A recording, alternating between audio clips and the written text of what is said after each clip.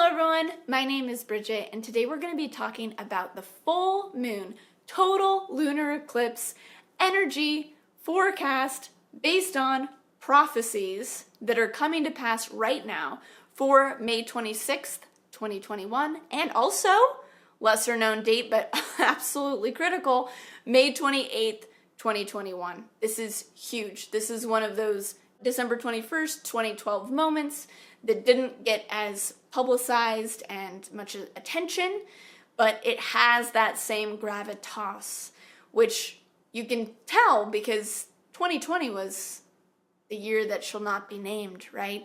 And 2021, there's still a lot happening. So obviously there's something happening. So it'd be interesting to know the prophecies and the connections and the energies that were already forecasted thousands and thousands of years ago by the Toltecs that were shown in the Aztec calendar. So that's what we're going to be getting into today. Yeah, it's a big one. So I definitely recommend listening all the way to the end of the video so you don't miss any pieces because there's not a lot of people talking about this. I studied in the Toltec tradition a couple years ago, so I was privy and keyed in my consciousness to remember that this is an important gateway right now, which is why I'm transmitting it to you so that you can spread the word and understand it for yourself so that you know how to navigate this time that's coming up and also to resolve and understand why 2020 and what has been happening so you can get clear on the big picture so that you can move forward in a more fluid and graceful way that syncs with the direction we're going energetically, collectively, and in the awakening process. To begin, I want to share about the full moon energy. The full moon energy is a time of illumination of that which is in the dark. It's the light within the dark. And that's what it does within our own energy, within our own consciousness. And so it brings up these things and is an amazing time for healing specifically. Most of the ancient traditions around the world used it for healing primarily, particularly the Celtic tradition, and not as much the modern New Age manifestation, though that is an absolute part of it because we're bringing to fruition. Obviously, it's the time of fertility and pregnancy, and one of its beautiful energies is that of healing. So illuminating and bringing to light that which no longer serves you so that you can let go and be held by that beautiful energy of the moon. If you would like to learn how to do this and connect with Mother Moon and all of her phases and have her assist you as a celestial, beautiful teacher, I suggest checking out my brand new Moon Magic and Ritual course down below, and it will help you not only work with these different energies and phases of the moon and your own rhythm, but also synchronize you, consciously help you with this new direction we're going as a collective, because it's very much so the inward, lunar, shadow piece that we're moving in this next layer of spiritual awakening coming up right now and over the next several years. So we might as well start now, right? Now, the lunar eclipse energy is even more intense, magnifying, and bring up a lot of stuff that maybe you haven't been looking at or the challenges that will get magnified during this time. But it can also magnify the light. It can be illuminating because it is a gateway. It is a dimensional opening that allows connection and communion with different kinds of spiritual beings, different aspects of your consciousness. So you can also utilize it for that energy as well. And this particular lunar eclipse is a part of a completion of a cycle that started in 1991, according to the Toltec tradition, and is the entry gateway to this new epoch, from the fifth sun to the sixth sun, which my teacher Sergio Magana talks about. I have a video with him if you want to check that out, so you can go learn more, but I'm going to tell you a bit about it right now too, so that you can understand where we're going. So this is the threshold opening of this epoch shift into this new energy. So now let's talk about what was the energy and what's the new energy and where we're going here. In 2012, there was a gateway that opened, and it was the beginning transition into this new epoch, which is a completely new cycle, a new theme, a new energy. And the fifth sun, or this epoch that we're completing, was all about the external, was all about money, religion, physicality, all of these things, Instagram, aesthetic look, all of those kinds of energies that we see manifesting on a big, big level. And this new energy that we're going into in the sixth sun is all about the internal, is all about the feminine, is connected to the moon, is connected to these shadow aspects unless we integrate them, and then they don't have to be shadow. So we're actually moving into the internal space. So now you can see from this prophecy, from this perspective, why 2020 happened. A year before this epoch shift, the whole world went inside and quarantined and closed themselves up and went physically inside. And now we're going not only within our own houses inside, but now we're being asked to go inside as we enter this new threshold and we enter this new gateway, which happens on the 28th. But the gates start opening with this eclipse on the 26th. And again, according to this Toltec tradition, we've been going through these 9 underworlds. We've been going through these underworlds since 2012. And last year was the wreck of all wrecks of them. And actually, this underworld that we're in right now as we enter this new gateway is actually the underworld of peace, which you may or may not be feeling. And this is a good indicator, checking in with yourself of going, oh my gosh, everything that happened last year actually was a blessing and it feels so good and my life has changed for the better and I've gone inside, I've done my internal work, I'm feeling amazing. And if you're feeling that, keep going on that trend and you'll be more ready to ride into this gateway in a more conscious way. Or if you're in the other school where you're wishing that things would return back to the way they were, or accepting this is the new normal, or maybe if I get something, then it'll make things normal again. You know what I'm talking about? And that perspective isn't going to allow you to seamlessly move in and through this gateway coming up right now. The world has changed. Things change. The whole consciousness of the planet is changing. We are going through an awakening process. Everything is different. It's never going to go back to the way that it was. And we don't want it to go back to the way that it was. And this isn't the new normal. We can be propagandized that it is.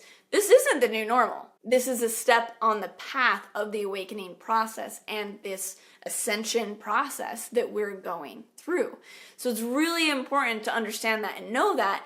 And so if me saying that brings up some stuff for you, then what I invite you to explore is the invitation that this transition into this new epoch, this new time, the time of the sixth sun, is inviting us to do, which is to go inside. It's all about our internal navigation, to go very deep within, to look at our shadow and to integrate the messed up dark pieces of us and illuminate them, but also to go deep within and to ask ourselves what truly is meaningful to us, what matters, what does my soul want? So it's not just the darkness in the shadow intensity sense, but it's also that which is nourishing, right? It's talked about as the feminine fire. So it's that feeling, if you will, of going into this beautiful, cozy cabin with a warm fire and a deep book and some nourishing stew, and that feeling of what it's like and what comes through, the inspiration, the deep conversations, maybe the tears, and what emerges from that space, from that warmth, from that femininity, from that internal space. And so that is the real invitation. And because it's very much so connected to the moon, this next phase of awakening and this next phase of humanity, the feminine energy, the lunar energy, it's really important as well to pay attention to your dreams. And whether it's a waking dream or a sleeping dream, when at times it might feel like a nightmare, or maybe you're having, say, bad dreams, go deeper into them. There is no escaping this next phase of where we're going as a collective consciousness. And when you resist it, or we try to go back to normal, or we pretend to be a part of the matrix, none of those things are going to end up working, and it's going to end up creating more challenge, more strife, more internal turmoil and pain and fear and all the weird stuff. So the more that we can let go The more that we can go inside, the more that we can surrender and witness and be with our emotions and acknowledge the pieces that we haven't seen within ourselves, the beautiful treasures that are hidden in the cave, and the little neglected parts of us that need nurturing and need more water and attention. When we start doing this, this is the energy that is going to absolutely open for us going through this May 26th portal and then also entering into this May 28th portal. Now you have to understand that this is a huge epoch shift. This is going to be lasting for thousands of years. So this is just the beginning. So you might not see these changes overnight, but we're seeing them. And we see these reflections externally of everyone starting to go inside. And now we're asked on a deep soul level to do that as well. And for me personally, all last year, I deepened my relationship with the moon, with the celestial body of the moon. And when you begin to build a relationship with her, she is an amazing, close to home saga, wisdom holder, grandmother that can then teach you through your relationship with a celestial being how then to navigate the greater cosmos. And also she is assisting in balancing the rhythm of every aspect of our life. She determines our waters. She determines the tides, our moon cycles, all of these different things. So she has a vast impact on us. And so the more that you build a relationship with her, not just on the full moon, but in all of her phases, which is what I go into in my course, because often we're just talking about the full moon, but there's so many different aspects that you can tap into. And as you do this, connecting with her, and as you do this and you build a relationship to actual night, to actual darkness, to actual silence within yourself, maybe in your room at night, turning off your phone 20 minutes before you go to bed and just laying there in the darkness. Or for me, what I do is I go out by myself or I'll go out with a friend in the middle of the night, in the darkness, and to be in that space and to realize that it actually has nurturance and it has a high, different kind of vibration for us to tap into that is an integral energy, an integral flavor and color on the palette of our awakening journey. Because this awakening journey is about coming home fully to all of ourself, to this oneness place, which is inclusive of all different kinds of energy. So this is the invitation. So there you have it. I got the inspiration just yesterday for this video because it was my birthday, and so I have been focused on other things, and then it was like, hey Bridget, you need to get this information out there. Oh yeah, I forgot to do the energy news broadcasting for you today. So I hope that this has been helpful. Please comment below and let me know what your takeaways are to help you navigate this threshold journey. And if you're interested in connecting deeper with the moon and all of the rhythms of her in a very deep way, be sure to go click on and get my brand new course. You're gonna love it. It's so beautiful. And as I promised, I'm going to tell you this other story. So for those of you who stayed till the end, you get a little story time with me. So on the blood moon, a couple of years ago, lunar eclipse, I got the inspiration actually transmitted to me from Cathedral Rock, which is one of the major vortices here in Sedona. And she was like, come back to me at the next full moon. And I thought it was kind of cliche, you know, but it was a true guidance. So I thought, okay. So I looked up the next full moon and it was the total lunar eclipse blood moon. And I went, okay, wow, all right, let's do this. So I went in the middle of the night from our house, so it's about a 3-mile hike at night, to the top of this mountain where she told me to come back to. And this is a good story because you can see how actually two ways of the energy of the eclipse can go. Because I was guided to go up there. I was invited. And my partner, Patrick, at the time, he wasn't. But he didn't want me going hiking in the middle of the night on the blood moon by myself to the top of the vortex, which I get. I understand. So he's like, I'm going with you. And what I was guided to do is also sleep up there, to actually stay up there. So he came with me. And we got to the top of the mountain just in time for the full blood moon show, illuminating red all over the already red Martian Sedona landscape. And it was palpably powerful, a very different kind of frequency, almost a little bit eerie, but just also very different, like a very unique, non-earthly energy, I guess you could say, just a very uncommon energy.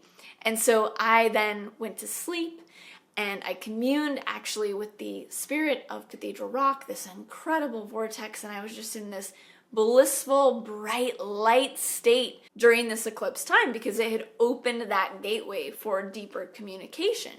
And simultaneously, Patrick was not having a good time. He was getting like haunted. It was not fun for him at all. It was dark. He actually woke me up in the middle of the night and he's like, all right, we gotta go. This is not that. I'm not meant to be here. And so for him, it wasn't positive. The invitation of the mountain wasn't there for him, which is totally fine. And so then we hiked back at sunrise and it was a really amazing journey. So tune in to what you're inspired to do during this eclipse. It might be to go out and look at it and commune with it. It might be to be inside and to be internal. So tune into the inspiration you get around it and be sure to follow it, honor it, whatever that is, whatever comes up for you during this time. And just remember to let go, to surrender, and to be nourished and held in the darkness, and to find that light that truly is there within you, within the moon, within the celestial bodies that are beaming down on us, supporting us all the time, so you feel taken care of and nurtured just as you truly are. Okay, many blessings. Be sure to subscribe, hit the bell button so you get notifications every time I do new videos, and I will see you next time with another video. I got a lot of actually great videos coming up for you, so I'll be consistent.